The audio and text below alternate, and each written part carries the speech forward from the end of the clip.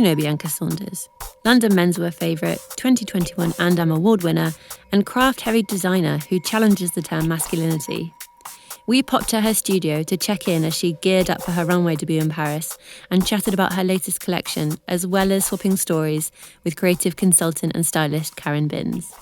So we're chatting in your studio. We are ahead of your amazing kind of first catwalk show in Paris. Big news, very exciting. Let's take a little dive into your collection. So where did you kind of jump off for this? I always think there's kind of a lovely male figure in mind with each of your collections, but was there one this time? Not this time. I feel like as the brand's kind of grown, the conversation around like masculine and feminine has always been constant throughout the brand, but I've kind of more enjoyed the fact that it's just not representative of one type of male, and that's why like it represents with like the shows and also like the films and stuff like that, and the campaigns. Like I never want to just have like one model representing the brand, because it shows like variation, people being able to see like, oh, okay, this is actually a part of me and I can actually relate to it, and people actually understanding the brand, which is like the best part ever. I think she's interested in making really beautiful clothes for men that they feel amazing in, whether they're gay or straight, whether they're young or old. Because I think she's also trying to bring back what real style means. It kind of was more like a continuation from the last season collection. So it was based around, I guess, idea of like contouring male body figures. So I was interested in like how like prints stretched around like a muscular figure. So like there's a lot of like illusion prints which kind of make the shoulders look slightly bigger or like the legs bow out in a way.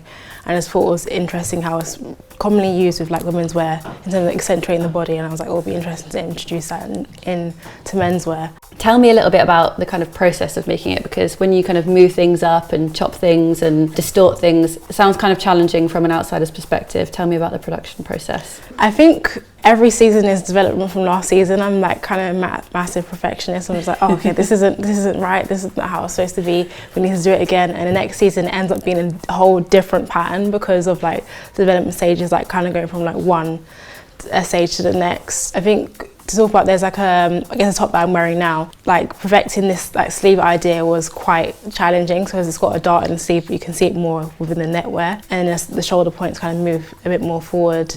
And then we also have like the classic shapes like the Lexus jacket with the sink sleeve idea, and it being more seamless than it just like popping out and stuff. So those elements I've been able to perfect a bit more with just like kind of like trial and testing everything and having more time to experiment and do things. Sounds like you really challenged yourself with all these different kind of steps along the way.